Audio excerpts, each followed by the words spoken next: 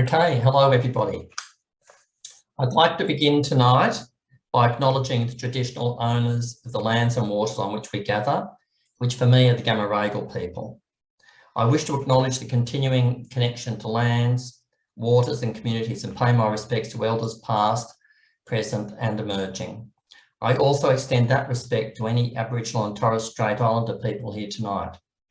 My name is John Moratelli and I'm the President of the Willoughby Environmental Protection Association, which we always call WEPA, and would like to welcome everybody to the WEPA Nature Conservation Council Forum for candidates for the state seat of Willoughby. WEPA is pleased to be able to be one of the co-hosts tonight along with the Nature Conservation Council. Greeting to those of you who are members and also to other participants. Please note that this session is being recorded. If you don't wish to be recorded, you should close off your video. The recording will be posted on the WEPA and NCC websites after the event. If you wish to catch up on WEPA's activities or support our work by becoming a member for $10 a year or less, a real bargain, you can find information on our website, the address for which will be posted in the chat. Okay, so that is, I think, in the chat. Okay, now a few housekeeping issues. Please note that due to the number of people online tonight, you've all been placed on mute. Please make sure that you remain on mute. Only candidates and organisers will be asked to speak. This is done to control background noise. Okay. For those new to Zoom, you will find the chat button, other function buttons towards the bottom of your screen. If you're on a computer, iPad users will find their function buttons by clicking at the top of their screen. At the bottom of the screen, you'll see a microphone and a camera icon. Feel free to keep your camera on so that candidates can see the number of people who are on the call, but please mute your microphone. This will show as a slash through the microphone icon. After all the candidates are presented, there will be a Q&A. You can use the chat function to post your questions during the presentations. Our team will read out the chosen questions, but understand that not every question will be able to be read out. Your question needs to be succinct, a question and not a statement, and it needs to be on an environmental issue. The chat is not to be used in a disrespectful way or to attack a candidate. Prosecute the issues, not the person. If anyone does behave badly, they'll receive one warning. After that, if they continue with bad behaviour, they will be removed from the forum. Use the chat functions to ask questions throughout the event, to let us know if there are any technical problems and to flag if you are having problems. Share your messages to everyone rather than use the private function. This will avoid us having to go through duplicate questions and you posting duplicate questions.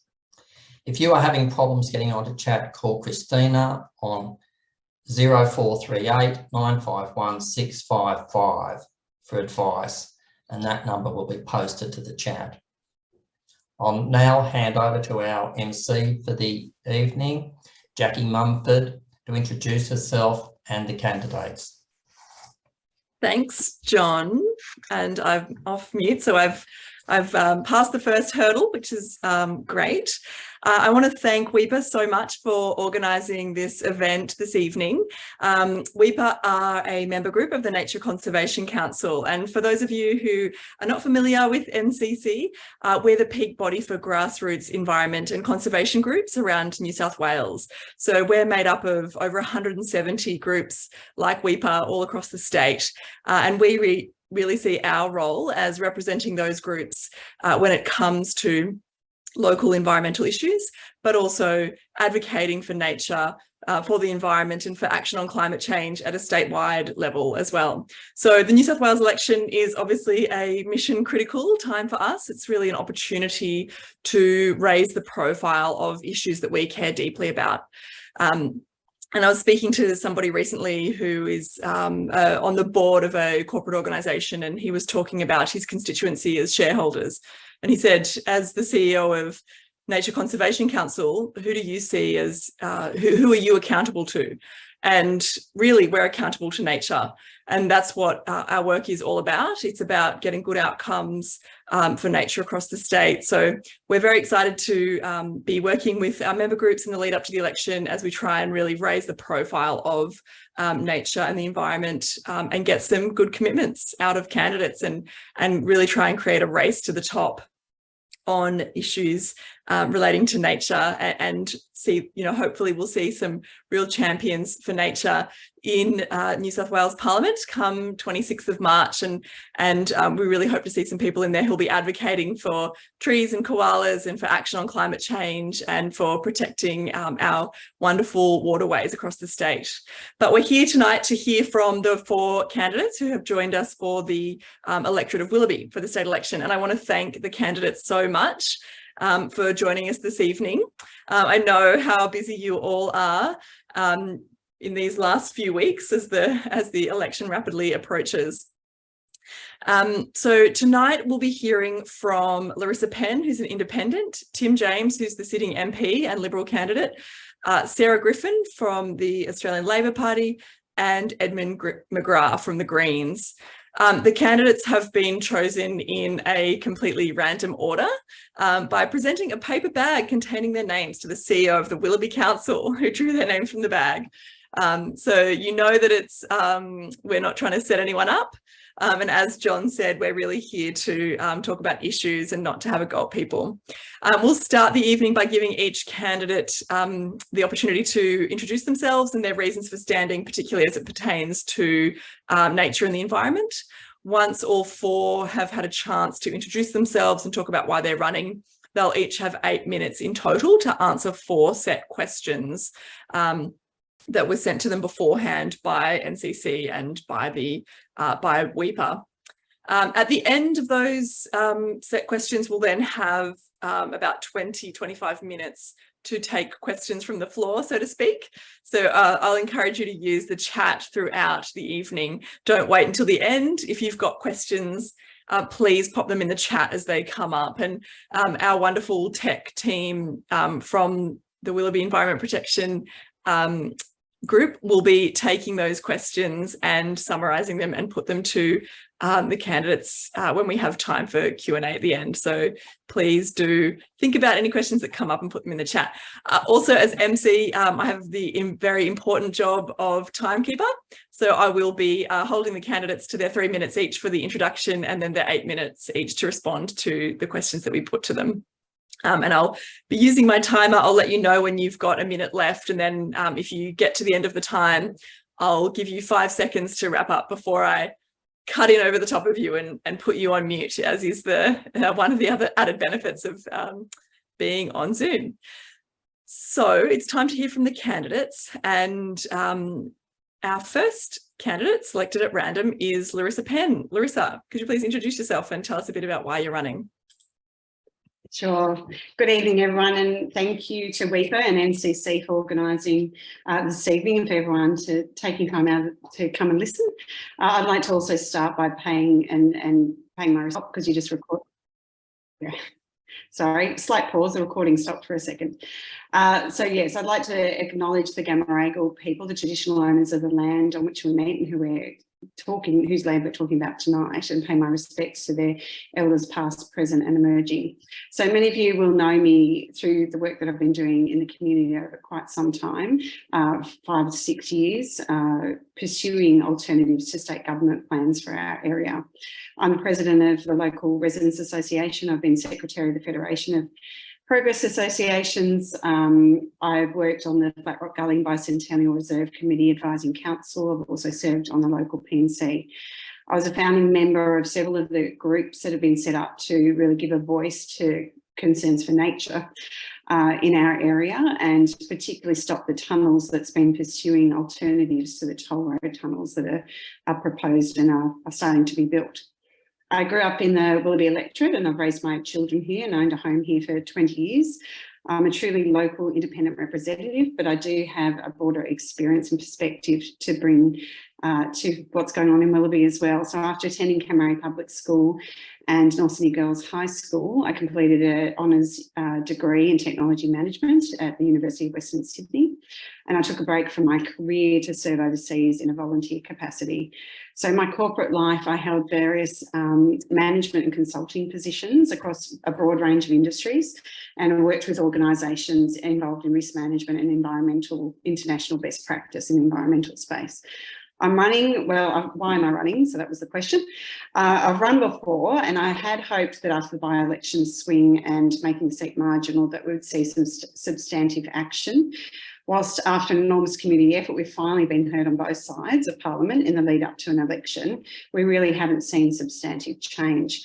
We're seeing a lack of master planning in our suburbs. We're seeing unsustainable levels of development, and the toll roads obviously proceeding despite assurance of change, and a degradation of our service due to privatisation and government sell-offs. I think the time for listening really is over. We need some action, both at a Willoughby and a state level. We won't have a sustainable economy without sustainable planning. And in these difficult times, we need objective, transparent and appropriate decision-making, and we need real action on climate and our environment. We're hearing platitudes and promises, but action on the ground is taking us in a different direction. Our voice is being lost on the way to the party room. In my representation of the community, it has become clear that we need independent representation on the floor of Parliament to ensure the community's will is actioned and that decisions are always made in the public interest. Many families are facing a mortgage cliff, and regional communities are suffering due to climate-induced change. We need transparency and accountability in government now more than ever, and representation free from party interests and conflicts of interest. Perfect modelling, Larissa. Thank you. I had to read the time, sorry. No, that was wonderful. Thank you very much for respecting the time limit. The next candidate to introduce themselves is the sitting MP, member for Willoughby, Tim James. And Tim, I'm not sure if you were quite there when I was giving the initial introduction. Yeah, you've come off mute, wonderful. But yes, if you could just introduce yourself, let us know why you've decided to run, and particularly as it relates to the environment and climate. Thank you, Tim. Yeah, thanks, Jackie. And can I acknowledge President John, Secretary Christina, the executive and the whole WEPA team and everyone online. It's good to be back. It feels not long ago that we were doing this forum in advance of the by-election. So thanks for having me back. And this time, I'm pleased to be a member of WEPA, and can I say that I recognise the work that you do and appreciate it, and hence pleased to be a member. I'm running because I have a positive, caring vision for Willoughby, for our community, for our people, and naturally tonight I'll focus on our natural environment.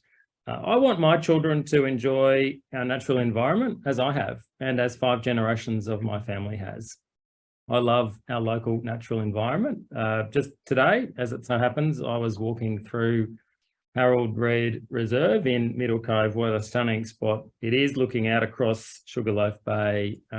It is some of the most precious and pristine bush in this area, over 300 hectares of open green space, foreshore and bushland in the Willoughby local government area, and even more when you add in, obviously, the North Sydney local government area. Locally, I'm listening and delivering to preserve and enhance green space. There's a new park at Hume Plaza in Crows Nest and a new park coming in Crows Nest in Halterman Street. You're probably aware of my vision to seek to reconnect Anzac Park and Camaray Park to build parkland over the busiest and widest piece of road in Australia, the Warringah Freeway. We are working to grow our tree canopy. There's a recent $500,000 project on Edwards Street in Willoughby to really make that a beautiful tree-lined corridor, and there's plenty more to do there. We're continuing to invest in cleaning Willoughby's waterways. In a lot of ways, they are cleaner than they have been for decades, and Middle Harbour included. We're lifting recycling with a new return and earn facility on Penshurst Street. And so far, Willoughby, this electorate, has recycled 22 million bottles as part of this government's initiative. And I think that's really something pretty special. And I'm advocating for even more. I'm hungry for even more in this space. For example, for Willoughby to have a new facility to recycle polystyrene. Remarkably, we do not have that at present. And can I say, I'm proud to be part of a government in New South Wales that is leading the nation on growing our national parks. And I say so proudly as the recently appointed chair of the Parliamentary Friends of Nature. tackling climate change in a world-leading, nation-leading manner. And I've led recently an inquiry into making our public transport system one of zero emissions. Recycling our waste, I think we lead Australia in that space, and return and earn again speaks for itself. And fourthly, protecting our natural flora and fauna. And can I say I'm proud to be a Liberal, given our track record in the environment, including establishing— 10 seconds, Tim, just so you know, 10 seconds. Oh, okay, thanks. Including establishing the Environment Protection Agency and also the National Parks and Wildlife Service. So thanks again for having me on, and look forward to tackling the questions. Lovely. Thank you so much, Tim. And thanks again for respecting the time limit. Appreciate that. Our next candidate this evening is Sarah Griffin, who will be running with the Labor Party come March 25. Thank you, Sarah. Thanks, Jackie. I acknowledge the traditional custodians of this land, the Camaragal people, and I pay my respects to their elders past and present. Our country is on the precipice of momentous change in our relationship with the oldest civilisation on earth. Regardless of what happens in this election, I pledge to work as hard as I can for a yes vote in the Voice referendum, and I urge all of you to do the same. So my name is Sarah Griffin, and as you know, I'm the Labor candidate for Willoughby. So I'm probably not as well known as Larissa and Tim, but I'm not a career politician. However, when I was approached to run by our local Willoughby branch, I just had this really strong conviction that it was the right thing to do and I was the right person to do it. So I'm running as a Labor candidate because I believe in equality of opportunity, democratic participation, economic and social justice, and caring for the environment. I believe that a productive economy that supports the environment and works for the good of all of us and not just a few. And only a Labor government can deliver this, and I'm aligned with Labor's policy platform. As to my background, I grew up on the Northern Beaches, which is an incredibly special environment. But we've lived in Willoughby for the past 20 years, and my husband and I have raised our children here, and it's our home. Professionally, I began my career as a physiotherapist in the public hospital system, but now I have a second career as a health economist. And so for those who aren't familiar with this niche profession, my colleagues and I spend our times assessing the clinical and cost effectiveness of health interventions to decide how we allocate our scarce health resources and develop appropriate policy. So I spend my life assessing evidence and the quality of the evidence, and we model that evidence. So this is a skill that applies across all portfolios and many disciplines and will be extremely useful in Parliament. I've had national and international roles, but now I run my own health economics consulting business here in Willoughby. So we're deeply involved in this community, both through schools and sporting teams. We're avid bushwalkers. We love our environment. And I've tried to instill a culture of service in my family. I'm very proud that my 21-year-old son serves in the RTAM and SES. And my husband, Wayne, is a local architect, and he's made so many more houses around here, much more beautiful. And he's such a joiner of organisations, he just really can't help himself. And I do volunteer work with vulnerable young people, which I can't really talk about specifically because of privacy concerns. And thank you so much for being here. It's, you know, it's really a privilege. It's your 10-second call as well, Sarah. I'm done. Lovely. Thank you. Thanks so much for the introductions. And I just want to acknowledge we've now got almost 70 people on the call. So great to see that this is clearly an issue that people across Willoughby are concerned about. And I know how a lot of you are plugged into broader networks that you're representing here this evening. So great turnout for WEPA. Our last candidate this evening is Edmund McGrath, who will be representing the Greens and running for them on election day. Thank you, Edmund. Thank you. Thanks, WEPA and the Nature Conservation Council for running this. It's a great privilege. For me, it's my first time in this sort of event, presenting and representing the Greens. But I'm very proud to be representing the Greens, given the great environmental track record that the Greens pioneered over decades ago. Thanks also to the 68, it keeps increasing, 68 participants joining us on this call. And a special thanks, really, John, starting with acknowledgement of country, so important. Every time starting with country in my work in urban planning, it's so important. And that's just really most important thing, connection to country. And I pay my respects to Aboriginal elders in the Camaragal area where I'm calling from, past, present, emerging, and any Aboriginal people that may be with us on this call. A last thanks to the paper bag system, because it does help to go last. So thank you. For the other candidates did really well. I would have really struggled going first. So thank you for that.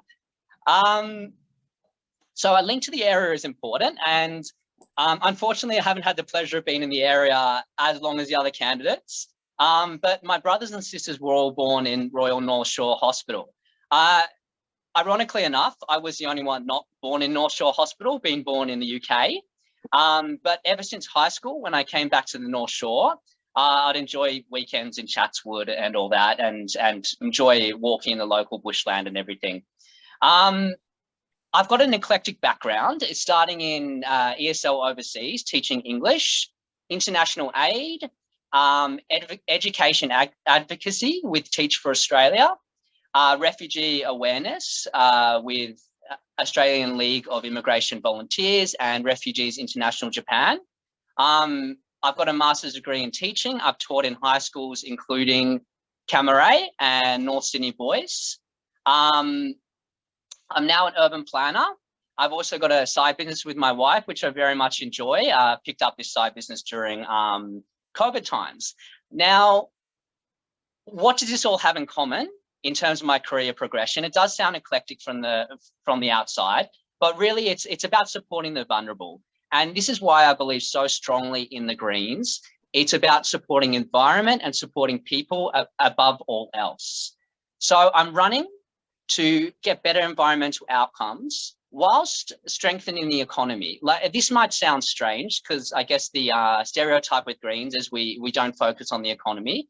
But I want to say that I'm working within the economic system. There's ways to work to get better environmental outcomes within our system, and by changing the system and better utilising the system.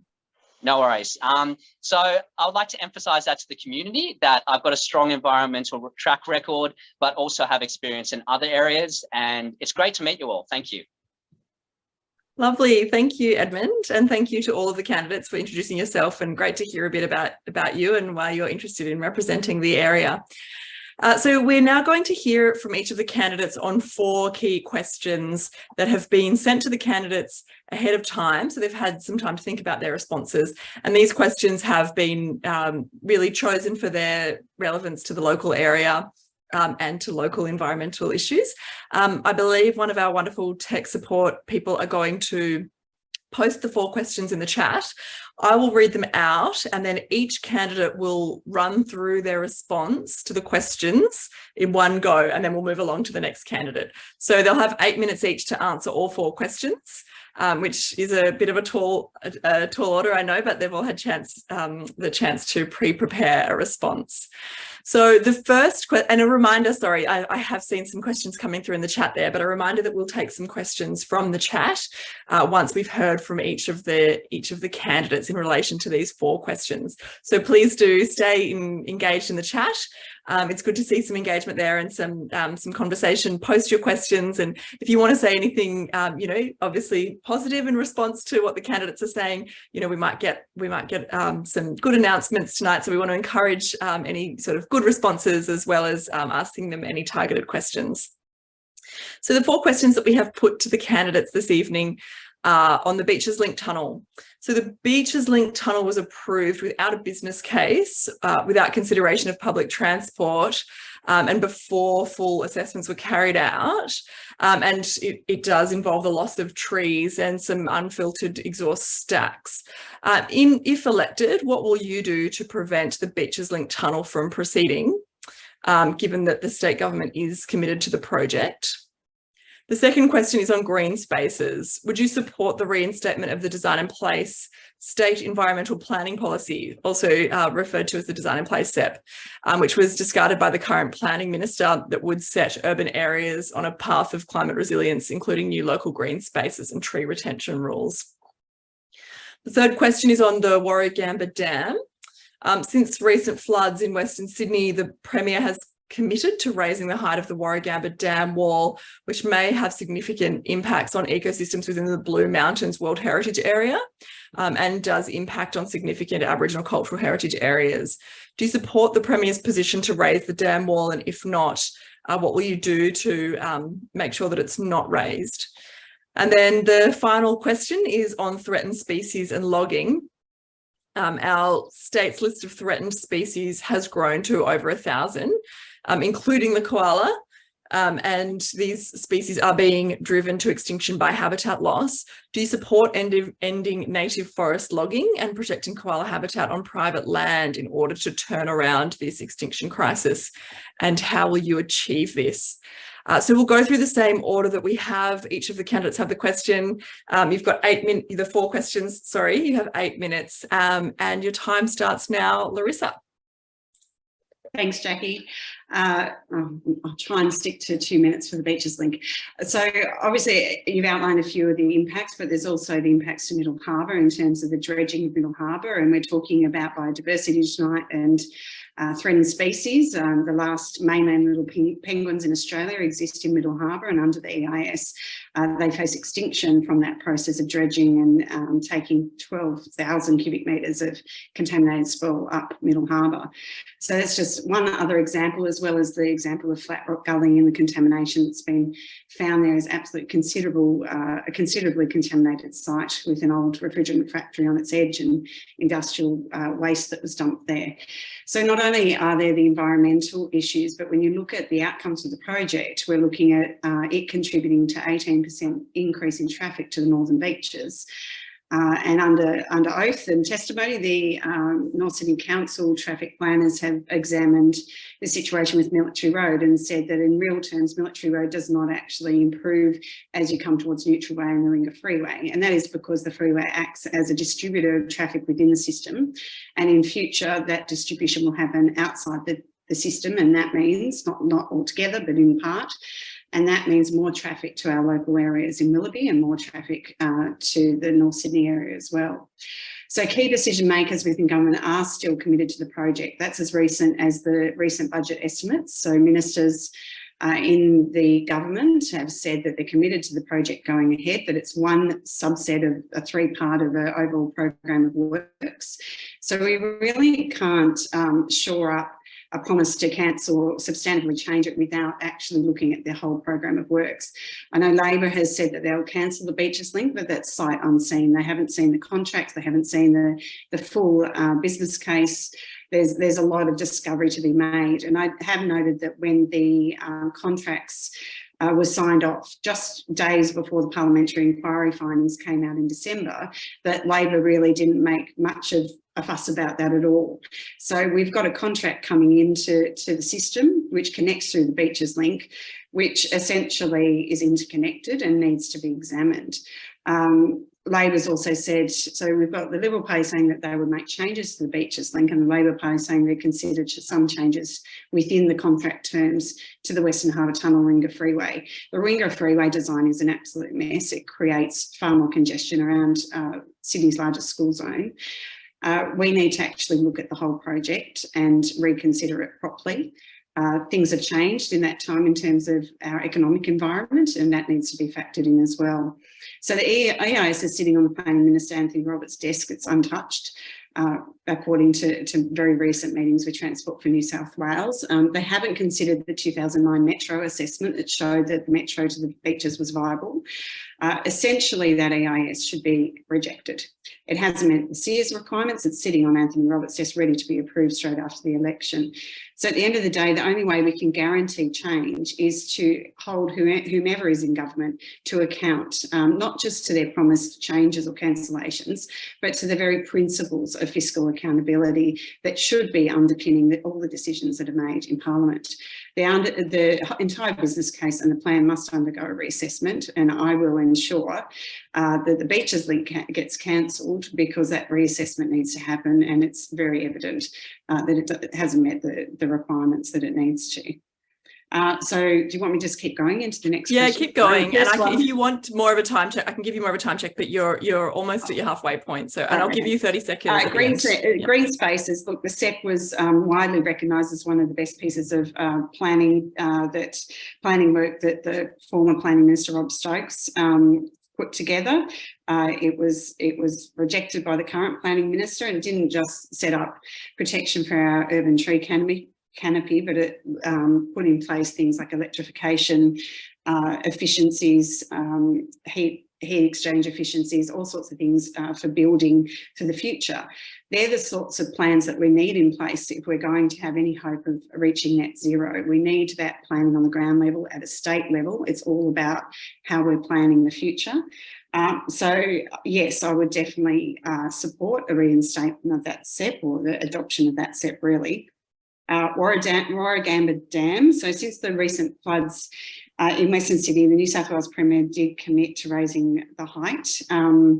I don't support that because the plan will have significant adverse impacts on the environment and Aboriginal heritage. And I didn't mention that with the Beaches Link, the number of sites that are threatened, significant sites that are threatened there is, I think, 20 significant Aboriginal sites as well. So in terms of the World Heritage Parks, in terms of the impacts, the cost benefits just aren't there. And there's many more experts that are expert at the solutions than I am, but one of the ones that seems to strike a chord is the proposed flood supply level for flood mitigation. So what would I do? Well, I'd consult with my community. As a community independent, the first thing I need to do always is consult with my community about any further proposals that come forward.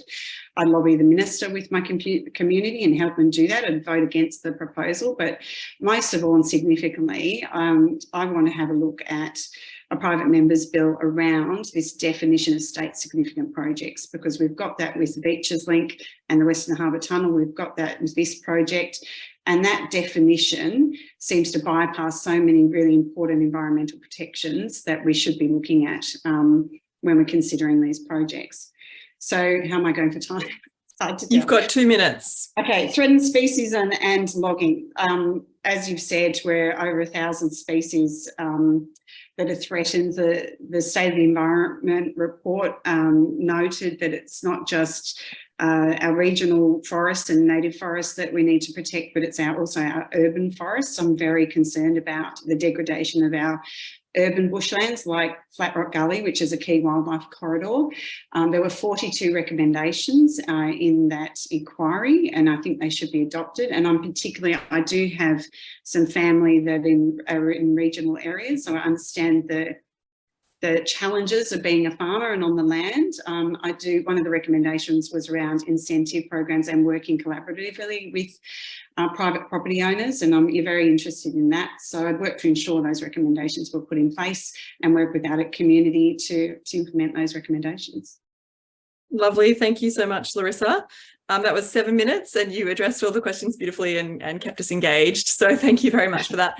We're going to hear from Tim James next on the same 4 questions.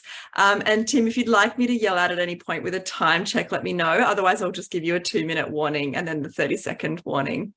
That's all good, Jackie. Thanks so much. So because Beaches Link is the local issue and a big one, I respect and understand, I intend to use most of the time on that and then I'll come to the other 3. So hopefully I'll get my timing right to strike the right balance. So on Beaches Link, so the question starts with a statement that Beaches Link has been approved. It has not been approved. It does not have approval by the Planning Minister. And this project in the last state budget received a mere $1 million of state government funding. So it barely has any funding. I mean, in the context of a big infrastructure project, $1 million does not get you very far at all. Now, to be clear about it, and I think people understand this, the Western Harbour Tunnel and the Warringah Freeway upgrade both were approved over 2 years ago now and have been funded since then. And those works are proceeding, and happy to talk about those, but the question is focused on Beaches Link. So let's talk about that. Now, I've said and done a lot on this issue, probably more than upon any other issue over the last 12 months. And I am making a real difference. And I make this point respectfully. Someone in the tent at the table is always going to get more done than someone shouting from the outside. And that is the view that I have, and I would encourage others to think through how we best as a community seek to be represented on this issue and how we can indeed make some changes. And let's talk about some of those as we go through it. And it is partly due to my advocacy that Beaches Link is in effect on hold, on pause, on ice, call it what you will. I have consistently said that we get one chance to get this project right if it is to proceed. And I've advocated very clearly and very strongly in the Parliament, in the press, and among all people for a range of measures. Now, I just posted into the chat my statement. I didn't seek to interrupt Larissa, but I just thought I'd put that up, and I appreciate you can't sort of listen necessarily and read at the same time, but please, to those who haven't seen it, it was some time ago now, and I've posted it all over my socials and shared quotes from it in community newsletters and so on. But please, if you haven't seen the statement, I welcome your thoughts. It's a 5-minute speech to Parliament that does, I think, pretty well set out the positions I have taken in relation to Beaches Link. So let me just touch on those. Firstly, I say that the Willoughby community and I cannot support Beaches Link in its present form. I say that I've advocated for it to be on hold. It is on hold. There is no two ways about that. And by the way, it is not about to be approved anytime soon. Do not let anyone suggest to you that this is going to be rushed through anytime in the next little while. That is simply not the case. I have said, and you'll see this in my statement, there needs to be a reassessment of Beaches Link, including new modelling, the sharing of the business case, and a refreshed round of consultation to better engage our community. I can't change things of the past, but I can absolutely advocate for better, and that is what I have done and will continue to do in relation to this project.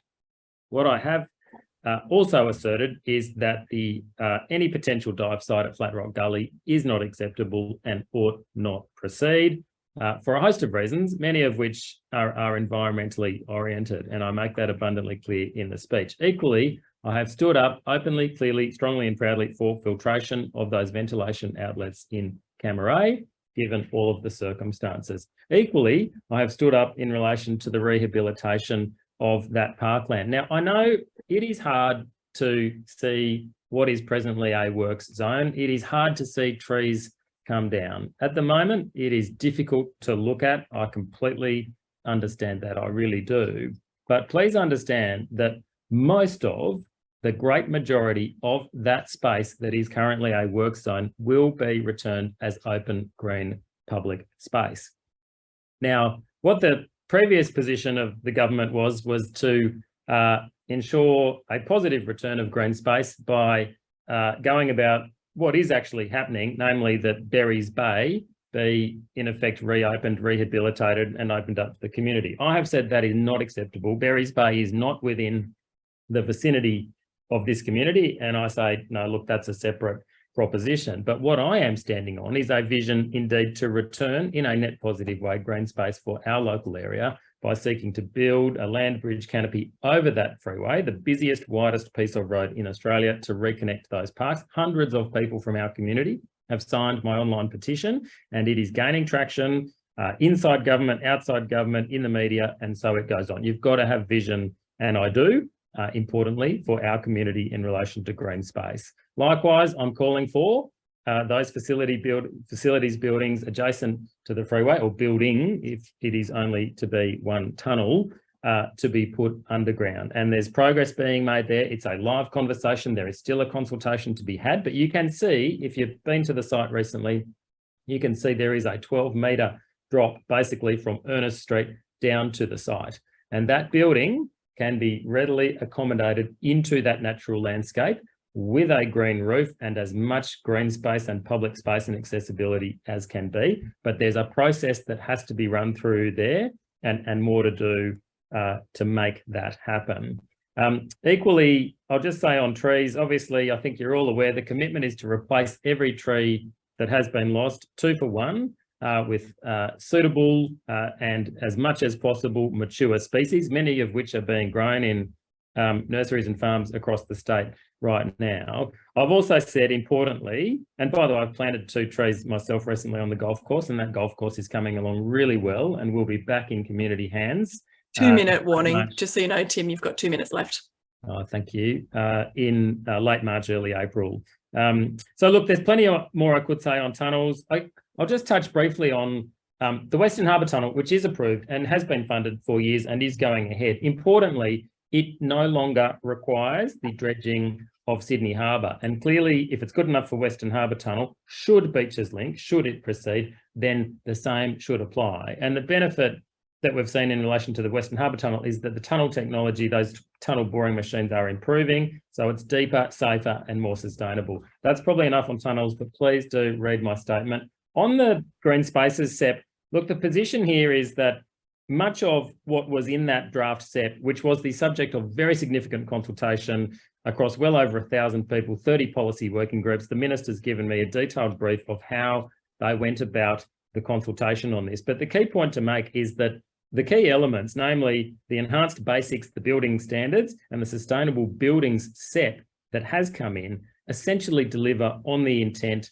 of that design and place SEP. So the premise of the question that it's been discarded isn't really fair. There is more to do, but so much of that SEP, that draft SEP, has already in fact been taken up and been put into place. On Warragamba Dam, yes, I support the government's position. It won't surprise you. And 30 seconds.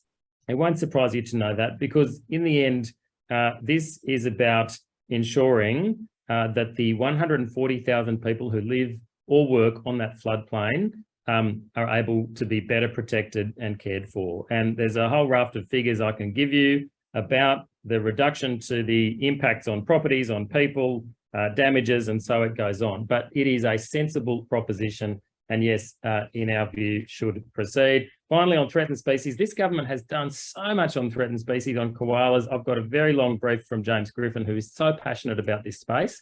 And the 2022 koala strategy of this government does lead the nation when it comes to the protection of that precious species. So I'm sorry, I've gone slightly over time, I think, according to my clock, but thanks for your patience and look forward to any further questions and comments. Thank you. Thank you, Tim. Yes, it was slightly over, but I thought it was important to give you a moment just to address that last question. So thank you for that. We're next going to hear from Sarah Griffin to answer our 4 questions, and all of the candidates are doing very well at squeezing their responses into those 4 questions in the time allocated. So over to you, Sarah. Thank you. So Labor is the only party of government that has consistently cared for the environment in New South Wales. Labor environment ministers like Pam Allen, Bob Davis, Carmel Tebbit implemented really strong environmental laws, expanded protected areas, and worked to obtain World Heritage listing of the Gondwana rainforest and the Blue Mountains eucalypt forest. If Labor is elected, Penny Sharp will be the Environment Minister and Heritage Minister. I've had the privilege to spend quite a bit of time with her recently, and she is an environmental warrior, and I'm so proud to be on her team. So Labor will not proceed with the Beaches Link Tunnel. That is our policy and our promise. We are the only party that can guarantee that it will not go ahead. We are the only party that can preserve Flat Rock Gully. You know, I know that people here tonight have spent years campaigning against this project and have so many concerns about the details of traffic flows, restoration of Camaray Park, filtration and the planned maintenance sheds. This is all for the Western Harbour Tunnel. The reality is that no one can make specific promises regarding these until there is visibility to what the government has committed us all to. Anyone who says otherwise is being disingenuous. But Labor commits to genuinely and widely consulting with the affected communities about any changes possible under the current contracts, and we think there might possibly be some leeway because of the change of tunnelling methods. And we will make any changes that will improve the project. And I'd also like to address the speculation that I've seen on a lot of the local community Facebook pages that somehow Labor was complicit in the signing of the Western Harbour Tunnel contracts before the election and prior to the release of the Upper House Inquiry report. I've dealt extensively with Daniel Mookie's office, who was the chair, and this is simply not true.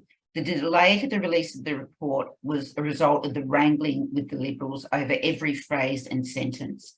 The Liberals dissented to two key recommendations of the inquiry.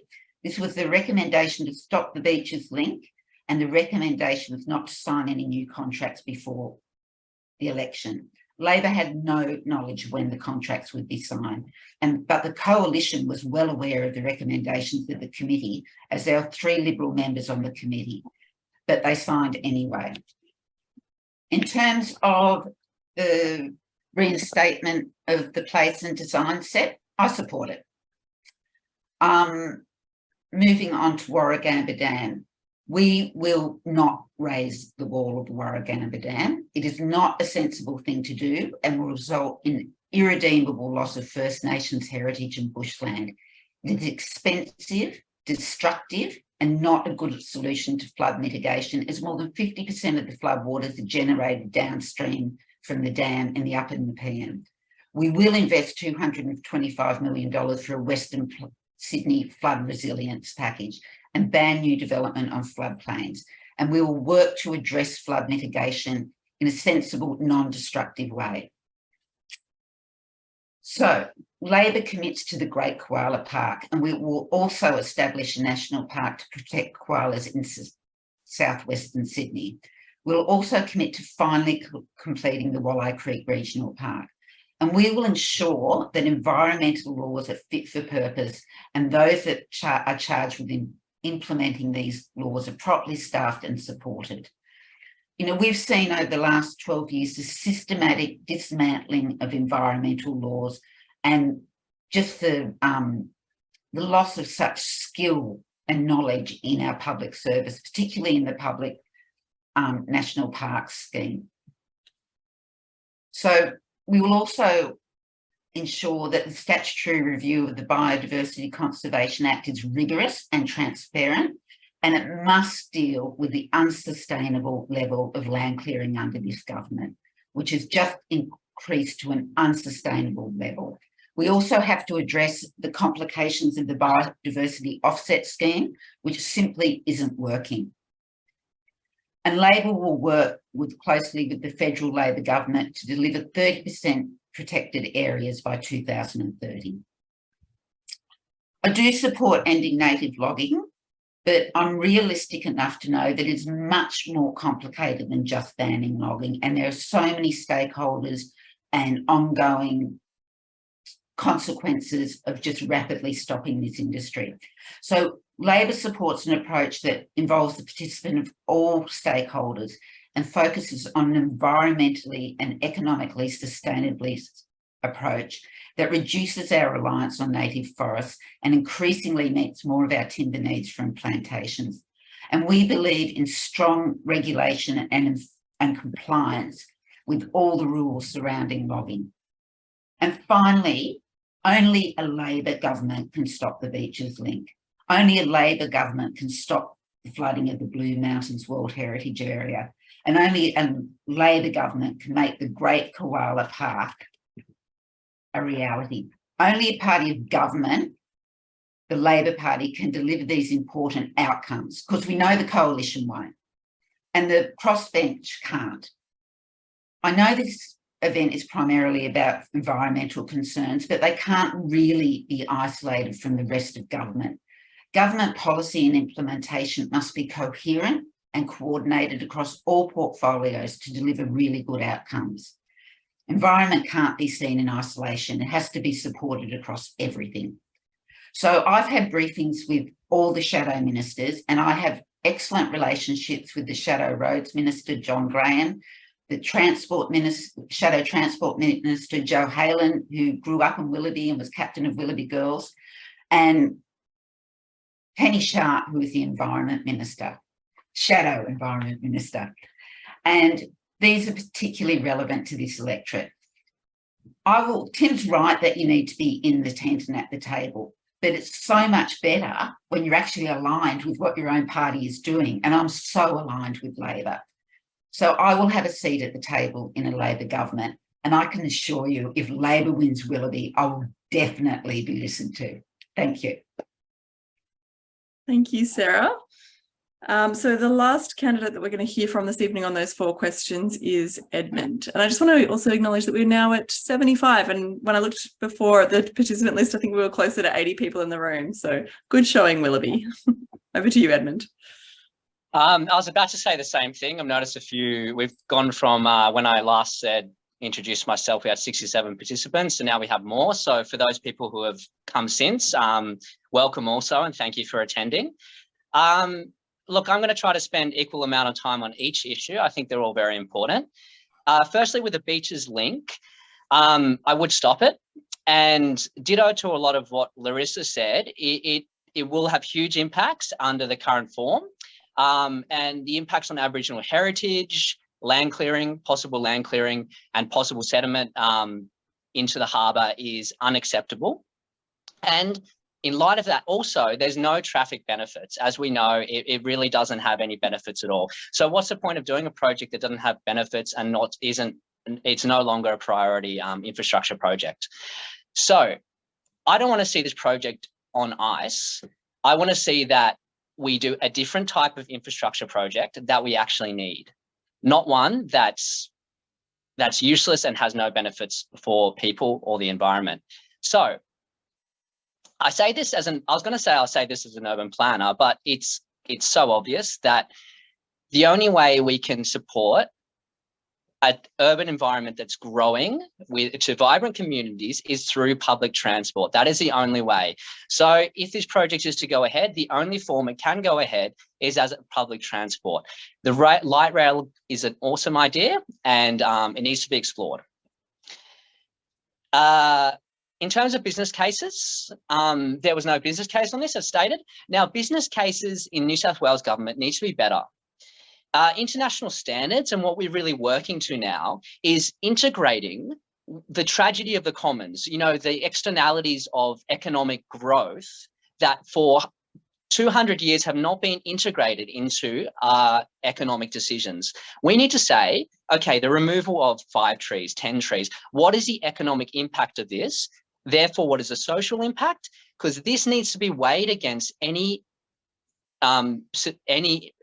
benefits from the project. And to be quite blunt, the benefits of transport projects are usually measured by reduced time of travelling to work. Now, if someone reduces their time 10 minutes travelling to work, that's how much money they earn per hour to 10 minutes times by the amount of people. Now, that is not detailed, that is not full. It needs to consider what social impacts, what environmental impacts, and also to who. Who are the winners and losers? Are the winners the people travelling through the new road proposed Northern Beaches link, or are the winners the developers? Are the winners who's going to, the toll road operator? This needs to be seen equitably. We need equal benefit for all people in society when we go through a project, or at least to be as transparent as possible with that by measuring it with full business cases that meet international standards of how business cases should be. Green space. Would I support the reinstatement of it? That's a bit complicated because Tim James is correct. There are parts that have been taken and put in other steps, other environmental policies, but it hasn't done enough. And sorry, I wouldn't reinstate it. I would say we need to go beyond it. Already we're behind international standards on sustainability for buildings. Our basics is catching up to what the rest of the world was 10 years ago. So I first came across this design and place step, to call it the correcting design and place step. When I was working in government, I saw that everyone was very excited to see this coming. And it was 3 years of work and delaying. And when it was axed, now there's 2 key problems with how it was axed. Firstly, it caused a massive delay on these benefits for the increased standards for basics. They'll delay, it says a year, but it's probably going to be longer to implement this through another legislative mechanism. There were key parts that were scrapped in terms of design excellence for apartments. if we want good apartments, we need bigger balconies. That's just one part of it. Third, no, this is the biggest one. The problem is this was scrapped when the minister changed through conversations, and I'm quoting articles here, through conversations with developers. Now, that's not acceptable to cancel 3 years of work through conversations with developers. Yes, we need to have a vision with the environment, and the Greens have always had a vision for ever since we've been established, and we have a vision for the state and for Willoughby. Warragamba Dam, it should not be raised due to the unacceptable impacts that it will have on the Aboriginal cultural heritage sites and the environment. Remember, this is World Heritage, and it actually steps beyond our jurisdiction to be making these changes when this is World Heritage, and it's basically for the world. It is a beautiful place that should not be altered any more than it already is. And two minutes. You've got 2 minutes left, Edmund. Just you know. Oh, cool. So it's 2 for the last one. All right. So in terms of threatened species logging, now there was a comment that we lead the nation in koala protection. I'll add to that by saying we lead the nation in koala protection because we lead the nation in koala deaths. It's as plain and simple as that. We need to be doing what we're doing, but we need to be doing more. So when the koala SEP came through, it was heavily watered down, and eventually a very watered down version of it was adopted through legislation. I think it was through different legislation though. I don't know if it was called the koala SEP in the end. Now, again, it was about private lands and should we protect, you know, should we use koala mapping on private lands? Now, the koala mapping on private lands needs this just says that the state lands are not enough to protect alone and not enough to protect koalas. One project that's happening at the moment in Southwest Sydney is the Cumberland Plains Conservation Plan. And if you look at that, you see that koalas travel large distances. They need corridors. Corridors do not work with roads and cars and private property, public property, and all this link. We need to go beyond and take this extinction event seriously. And if people are impacted, 30 seconds. Look at ways to compensate them differently besides watering down our policies. So just quickly, also a good point. I like Sarah's point on the biodiversity offset scheme is outdated. We need to update it so it's actually preserving large connected areas of biodiversity. And for Willoughby, we need to be connecting our biodiversity across the area, because this is how we protect from the second great wave, which is the extinction. Climate change is the most important issue of our generation, followed by the wave of extinctions. So thanks, Edmund. Yeah. Thanks. Great. Thank you. And thank you to all 4 of our candidates for taking on that challenge of answering all 4 questions in one hit. I know it was a lot to get through, so I appreciate your prioritisation and time management. Thank you very much for that. We've also had some questions flowing in the chat for the candidates, and I believe I'm going to hand it over to you now, Garth, to choose some of those questions from the chat to put to the candidates. Thanks, Jackie, and hello, everyone. Our first question is to all candidates so that you have an opportunity to give your personal perspective on this. And it comes from our Secretary, Meredith, who asks, before becoming a candidate in this election, what have you done to promote environmental issues in Willoughby? Jackie, do you want to coordinate the answers? Yeah, sure. Thanks. I'd love to. Let's mix it up. We'll reverse the order and I'll mix up the order, and let's start with, we'll go backwards. I'll start with Edmund. Sure. So I'm also a member of WEPA, so that's just one small bit that I've committed to, you know, being involved with the environment locally and to protecting our environment. Now, in terms of action in this area, being a member of the North Shore Greens, we have a lot of members who are on different bushland groups, and through conversations with them, we talk about how best that we can tackle these issues. So I think for me, it's that the Greens have fingers on the pulse with what's going on with environmental issues in the area. And in terms of bushland preservation, I need to get involved more. So that is one promise that I'll take to the election, that I'll actively get involved with bushland preservation in this area. I've had a long history of working for environmental social causes. A lot of that's been international, and other areas of Sydney, working on great plans such as the conservation plans in Southwest Sydney. And I want to bring this expertise to the area as much as possible to create a really strategic network of biodiversity and good set of volunteers, you know, that really can be involved in regenerating our bushlands too. Thanks, Edmund. And I should have said I'll keep time in this session as well, so that we're making sure that each candidate can respond to the questions equally. And I'll keep it to just about 2 minutes for each response to the questions. Thank you. Next, I'll go to Sarah to hear your history of being an environmental activist.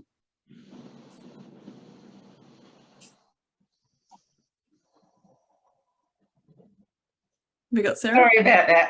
Oh, you're right. So mainly through the Labor Party, through LEAN, which is I've got to remember the acronym now. It's the Labor Environmental Action Network. So it's a part of the Labor Party that we work towards making we celebrate Labor's great history on the environment, and we work towards making environment central to all our policies.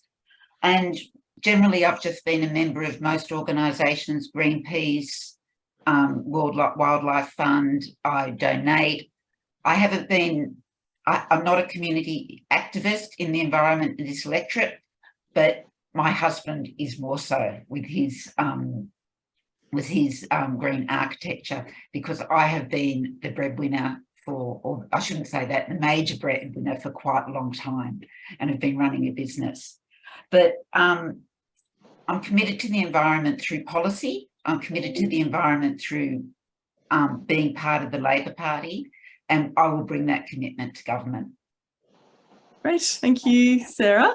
And next on the list is Tim. Before being a candidate, what have you done to promote environmental issues in Willoughby?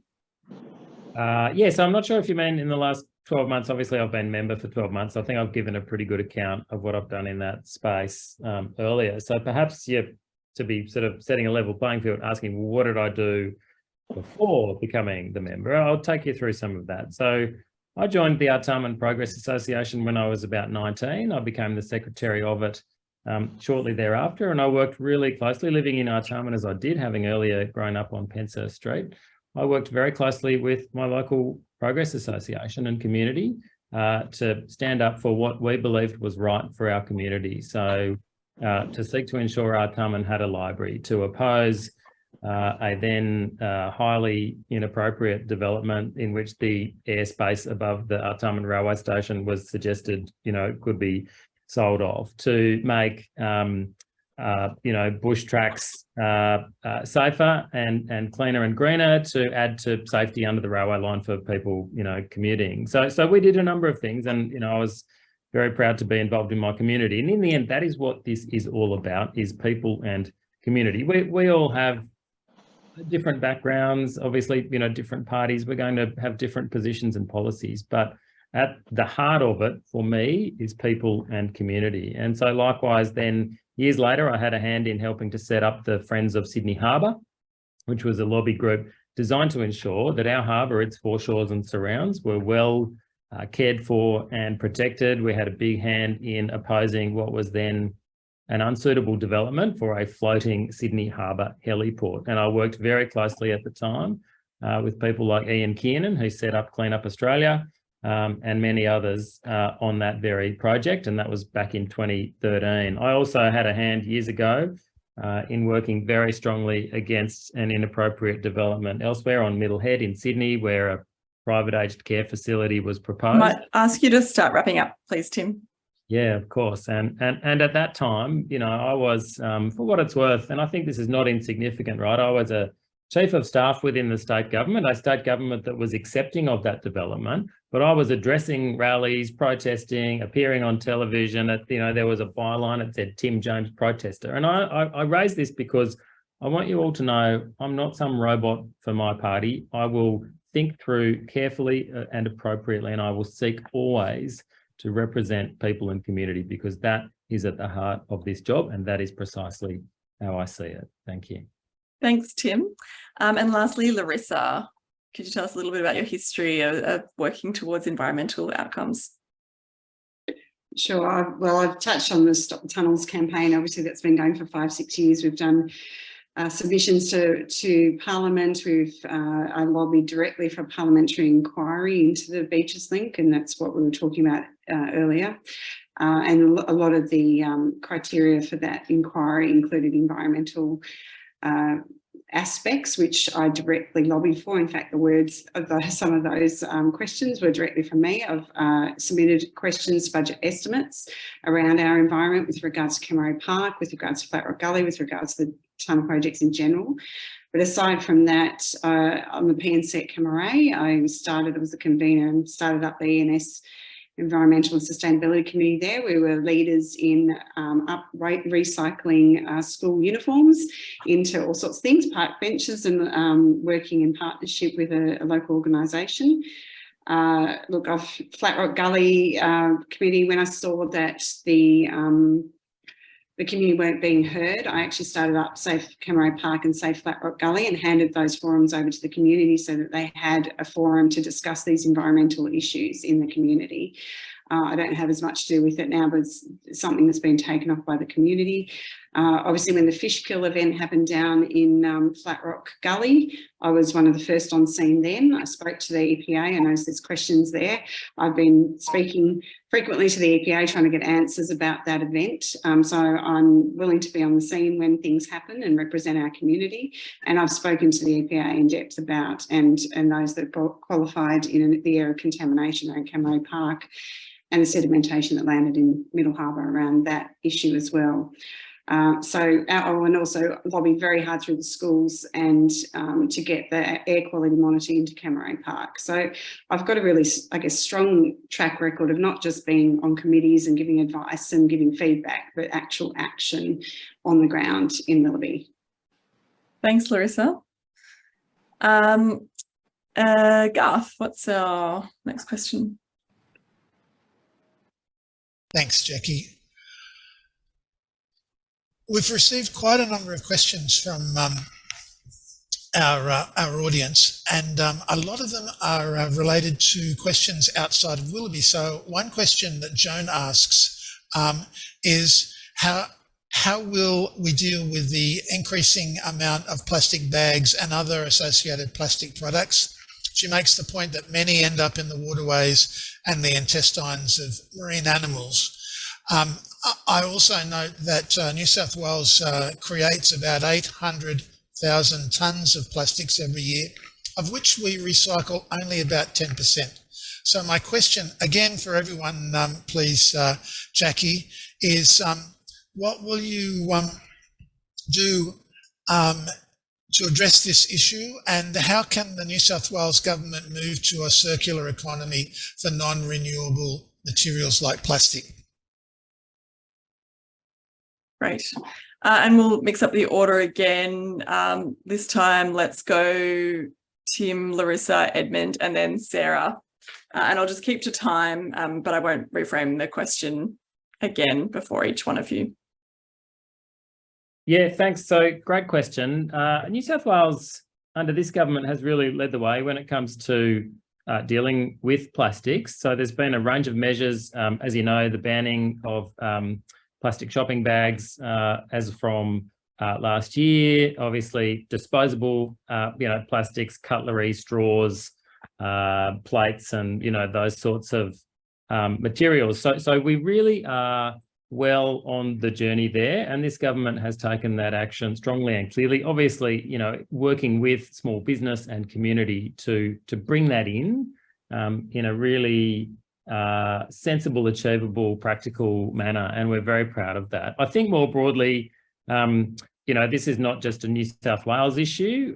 Years ago, I think we all understand Australia used to export a lot of our waste, including plastics. We no longer do that. That was a decision of the previous federal government, no longer in office, but a good, sound decision, and notably Liberal Nationals government.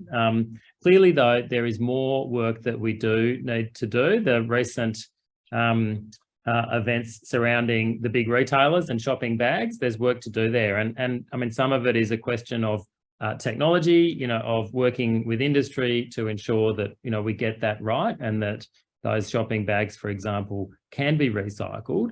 But generally on recycling, we are doing well here in New South Wales. There are some areas where locally, indeed, we can improve. You heard me mention before that currently Willoughby does not have a polystyrene recycling facility in this area. We should, and I'm working on that. So that's just one example. But on plastics, yeah, we're leading the nation. We're proud of that. We've taken strong, decisive action. We're putting in real practical timelines, and it is happening right across the New South Wales community. Thanks a lot. Thanks, Tim. Larissa? I don't agree that we have a good track record. I think there's a lot more that can be done, and we're way behind world standards when it comes to plastics on multiple levels. I always think prevention is better than cure in this space. And I actually audited and had a lot to do with business in the retail space. And I've actually already spoken to retailers. I think one of the things that we really need to look at is packaging standards and transferring to non-plastics as much as possible in that space. I think there is technology available actually. It's coming out of Sydney Uni. I did my thesis on the commercialisation of research and development in technology in Australia, and we're fairly woeful when it comes to our technology. And yet again, this is an example where at Sydney Uni we have a solution to actually recycle plastics down into its component chemistry essentially, and use it for other purposes. Again, that's not my top shelf thing because we've got to go to the prevention, but there's no point banning plastic bags if we're just going to lay down more and more plastics in our environment, and that extends into synthetic grass as well. This government is supporting plastics going onto our fields and down our waterways, and there is better ways to handle sporting fields and make sure that we have sporting facilities available. But those microplastics going straight into our waterways, Middle Harbour is now one of the most plastic polluted waterways in Sydney. We need to do better. We need to particularly do better where when we've got runoff going straight into the harbour. That needs to change. Thank you so much, Larissa. And then we're going to go Edmund and then Sarah. Great, thank you. Before I forget, just really quickly, thanks Larissa for mentioning the synthetic turf on fields. I think that's an important issue that we could probably discuss for hours, and that's a big problem too. Yeah, definitely. And so in terms of plastics, earlier when I was doing my introduction kind of spiel, I talked about the two biggest challenges of our generation: climate change, extinctions, and the third is waste.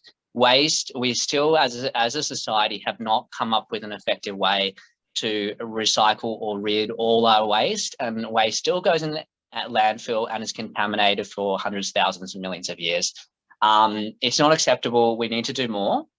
Earlier this month, the Greens launched a plan to solve the soft plastics crisis. That's part of a great sweep of work, that studies and research that the Greens have been doing for decades. That includes some of the commitments redirecting more than $800 million per annum of waste levies towards dealing with a crisis, dedicating $100 million from the waste levy towards establishing soft plastic recycling schemes. And there's a lot more here. On a personal level, I'm sure many of you live in strata buildings. I'm like crying every time I go down to the communal recycling bins, and just everything's all over the place. It's really sad. We need education on how to recycle, and that's a really important part too. Just on a personal note. Yeah, I think I'll stop there. Yeah, thanks. Great, thank you. And Sarah. First of all, I agree with Larissa that prevention is better than cure, and I was very interested to hear about her research at Sydney University. So, you know, I had a briefing with Jihad Dib, who is the Shadow Energy and Climate Change Minister, and he's quite passionate about the idea of linking universities and industry, because we're very poor at doing that in Australia. And, you know, we just can't believe in the Labor Party that we can't come up with a sensible solution to recycling soft plastic.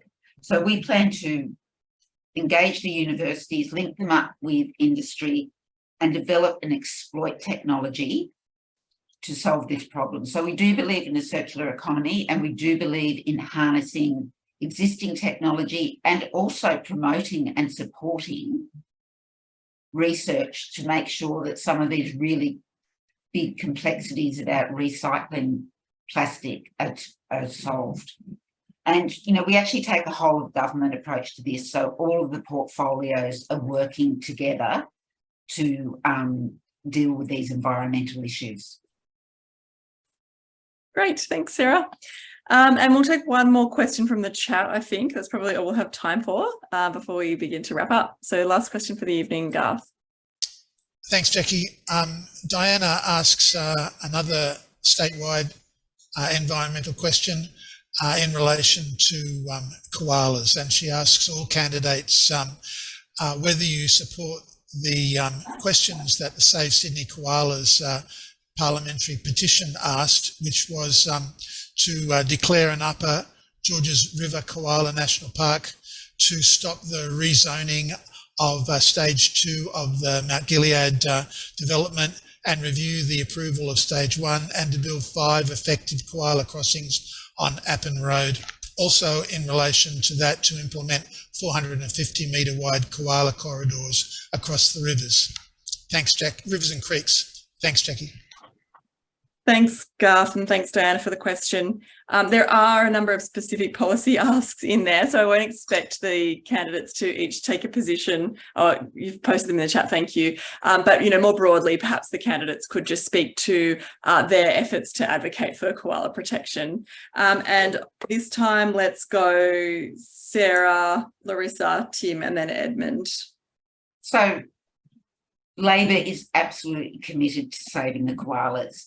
And, you know, remember my, you know, sort of hero worship of Penny Sharp. Recently, Penny was working with a group of community people in Heathcote, because they identified a little beautiful little koala colony wildlife corridor of 80 koalas. And the government, through Sydney Water, had submitted a development application for this precious little piece of land, saying it had passed all the environmental impact studies and koalas wouldn't be impacted. But at the same time, the community's posting photos of themselves with koalas. So through the efforts of Penny and the local community, we literally shamed the minister into withdrawing that development application, and that precious piece of land was saved. So that reflects our policy across all of New South Wales with respect to koalas. I'll be honest and say I can't respond specifically to all the details in that question, but overall, we are absolutely dedicated. You know, the government has been in power for 12 years. They've never delivered on the Great Koala National Park. We will.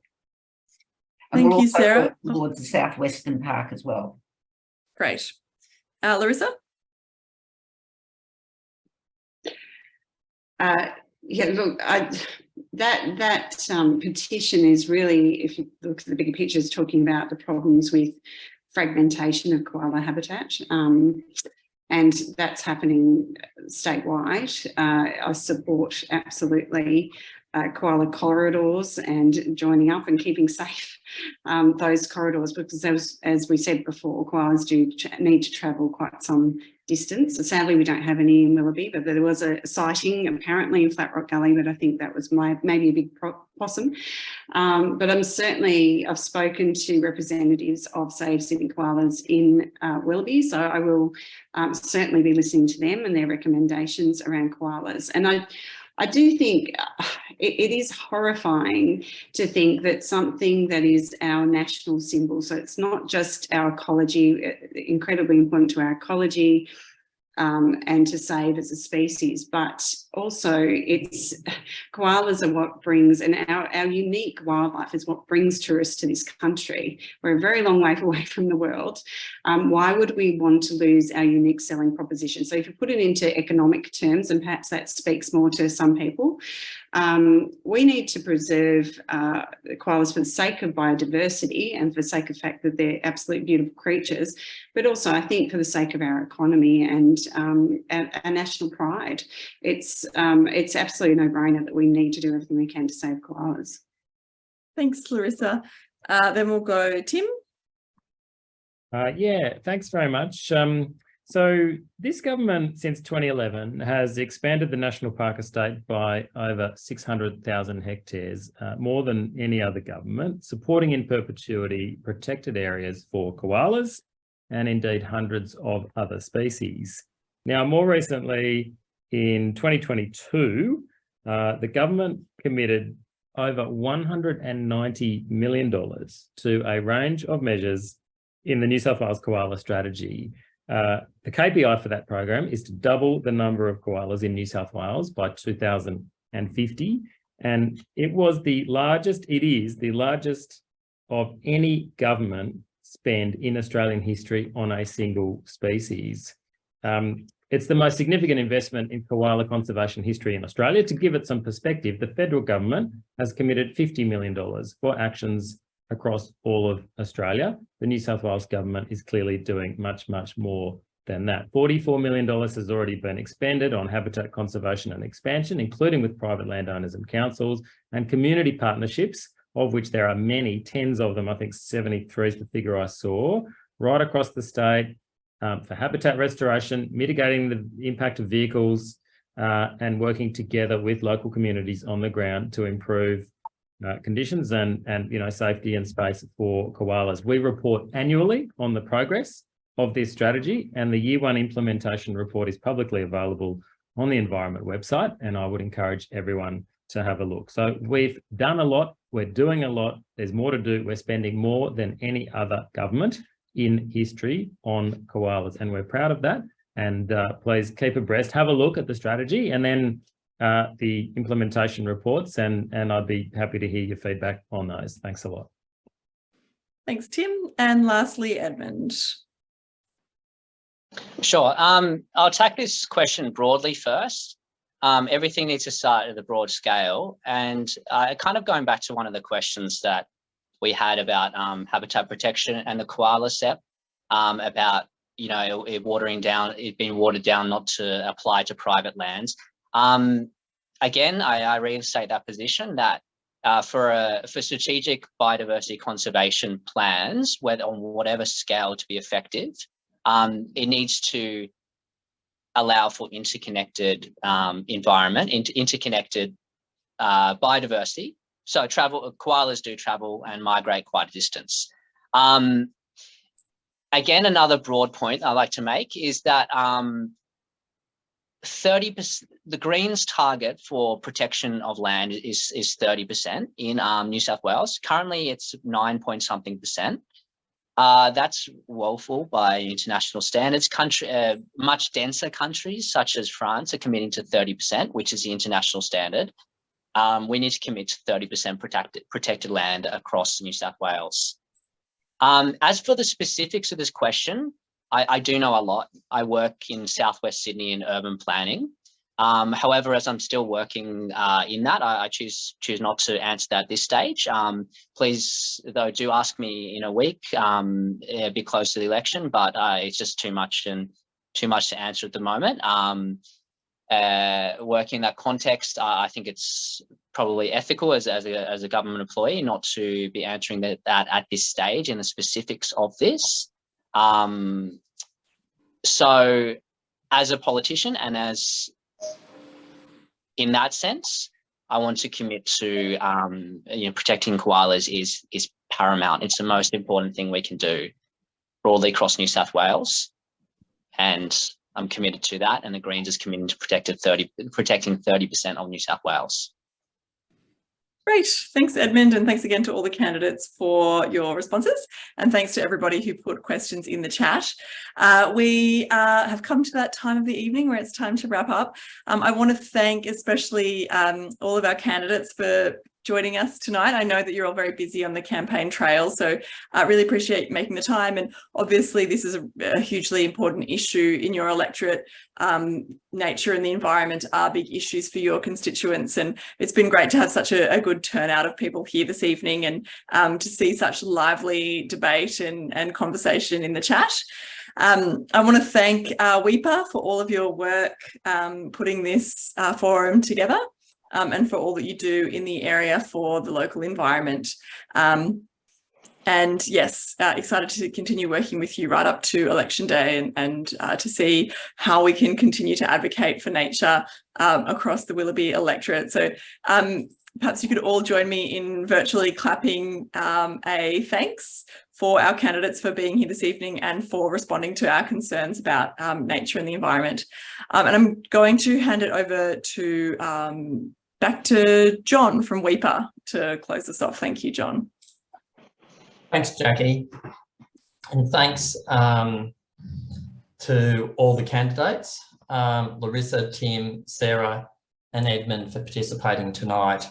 I'd also like to thank the Weepa tech team, Garth, Christina and Heidi, and everybody who's participated and posted questions. Sorry we couldn't get through all of them, but time didn't allow. I'd just like to say a few words about the operation of New South Wales optional preferential system of voting for this election before I go. And that's at federal elections to seats in the House of Representatives, you need to number every box for your vote to be valid. However, for elections to seats in the New South Wales Legislative Assembly, of which Willoughby is one, you only need to mark the ballot paper so as to clearly identify your single most preferred candidate for your vote to be valid. In other words, you only need to put one there and that would be sufficient. But although not being required, you can number candidates in order of your preference, and we would encourage voters to consider to do so to ensure the best result for nature. Numbering candidates enables the preferential system to achieve what it is designed to do, and that's not to ensure that where no single candidate gets a majority of first preference votes, the candidate who is least disliked by voters gets elected. It operates in effect as an automatic runoff system. For a valid preferential vote, you do not need to number all the candidates standing. You can number as many as you wish, but if there is a candidate you don't wish to see elected, you should number all the candidates you prefer to that candidate to achieve your desired outcome. Okay, so I'm going to ask people who are happy to be in a photo for Weepa promotional purposes to turn on your video so we can take a snapshot of everybody who's participated in tonight's event. And Garth is going to take a photo. Garth, if you can let me know when you've done that.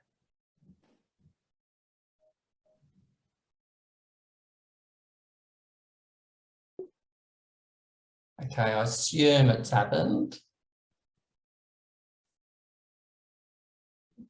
Garth?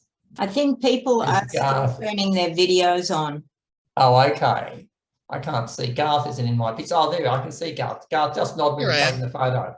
Okay. I've taken a couple. Okay, that's it then. All right then. Well, then thanks everybody. That's it then for the evening. Thanks again for coming. You can all go home, get on with your day and have a good night. Thank you. We're going to stop the recording now and Thanks a lot. and so everybody's welcome to leave.